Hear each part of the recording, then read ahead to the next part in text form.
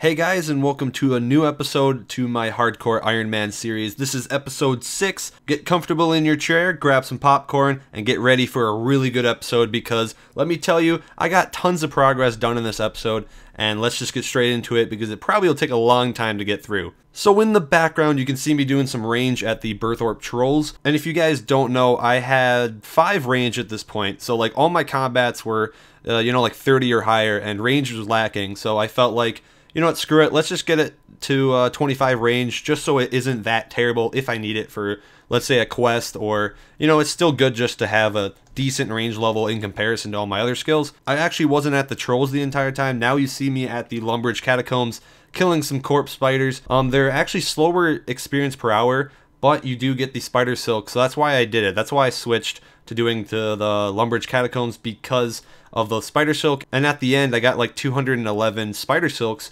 which I can make into the bodies later and make about 40k GP. So that's why I did it that way. It would be slower to do it this way, but I get an extra 40k GP out of the deal and a little bit of crafting experience. So not too shabby, got 25 ranged, and then I moved on to the Combat Academy, which I had to do that tutorial. I was planning on doing it last episode, but I kind of skipped it, so I did that. That was a really long ass tutorial. It was very dragged on, and it was just really boring. I don't know, it's worth it for the experience, but I've done all this stuff, I know what everything's about. It was really boring to get through, but it was really worth it because I did get 35 to 43 mage, so I basically like skipped 8 levels of magic through this tutorial, and that will really help me on my ghouls task that I have to do later in this episode that I've been putting off because of my magic skills being too low. So I know I could have used it on herblore or summoning, but the deal is I really need to train magic right now, and I can always go to herb and summoning later on. I don't really need to do it right now. But speaking of herblore, I did do the jungle potion quest because I wanted some really quick herblore experience, and I need that quest for later quests on down the road. That went really quick. It was like a 5-10 minute quest, and it got me to 15 herblore. Easy peasy, done and done. And then after that, I wanted to do the Holy Grail quest. I was in a really questing mood, so I wanted to do that quest for the really good prayer experience and defense experience that it gives you. And I need Merlin's Crystal to actually do it, so I, went to start that quest, finished that up, got the Excalibur right at the end of it, and I went to start the Holy Grail. Now that quest, I remember being a little bit hard on the fight at the end. When I did it in 07, you had to kind of save spot. I know it's not hard, but you had to save spot. And considering I'm a hardcore Ironman, I always stress about things.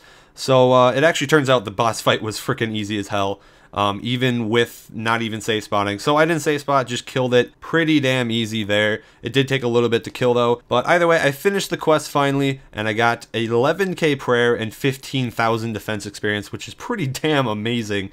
And that put me at 32 prayer and 37 defense, which both those stats being really nice on my account so far. I'm getting really close to the 40 defense for the Addy. Following that, I was still in my questing mood, and I did the Knight Sword quest, which instantly gives you 29 smithing from level 1.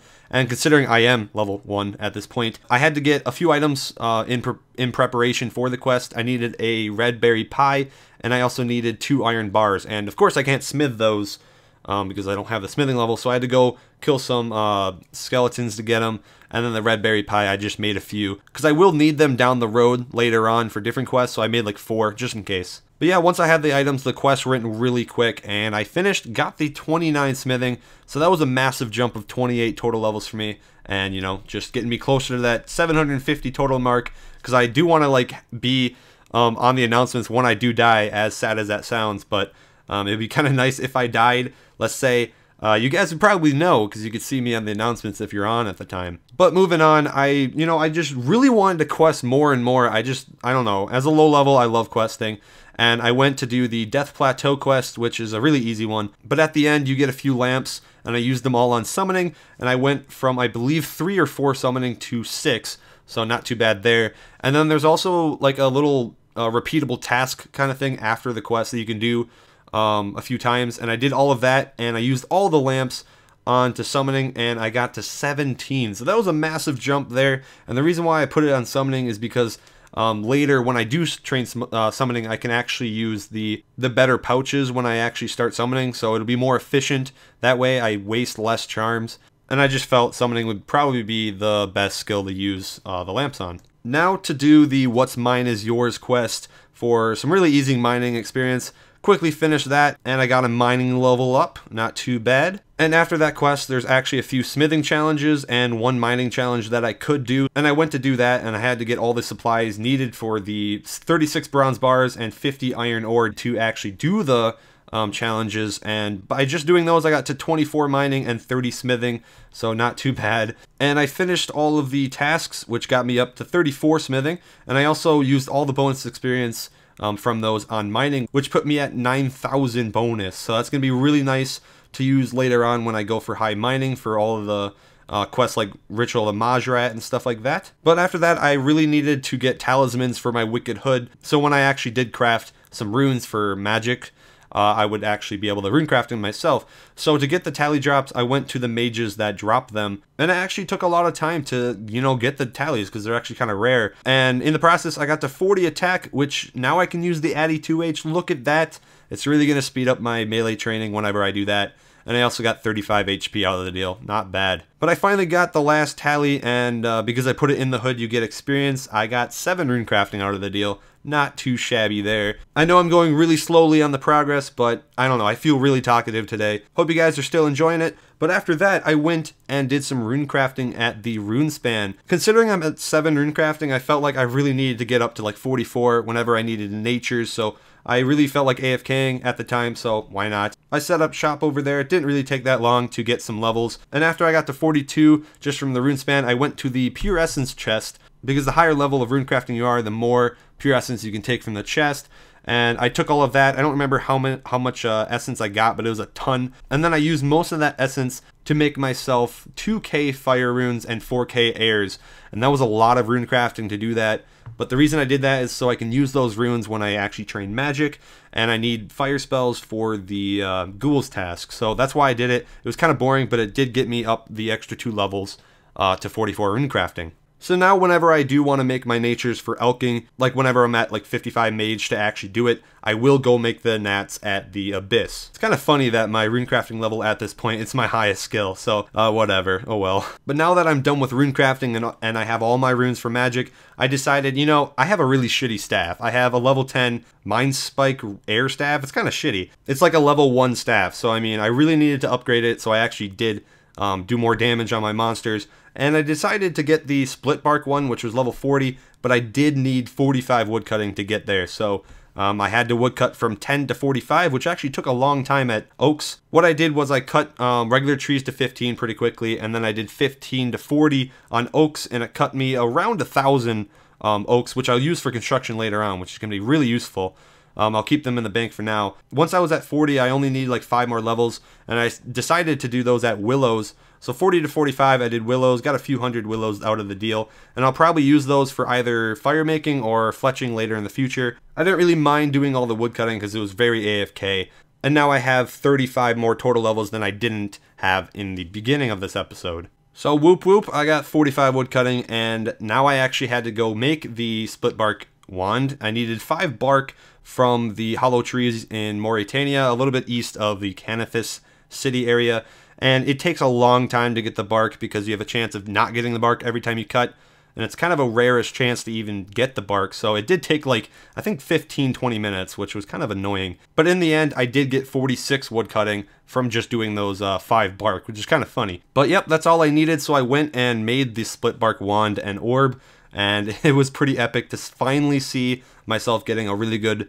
weapon for magic, and I was really excited to go use it. Looking like a badass in my new spider silk mage gear that I made out of the spider silks from earlier in this episode, and my epic new weapon, I decided, what the fuck, just go kill the ghouls now. I had this task for way too long, let's go destroy it. So not only that, I actually had a Slayer daily challenge as well, which I can turn in after the task and get even more Slayer experience, so it gave me even more incentive to actually do the task. And I'm not gonna lie, when I was doing the task, I was expecting it to be a little bit harder because they were, you know, red compared to me. They were level 64, but I was just wrecking.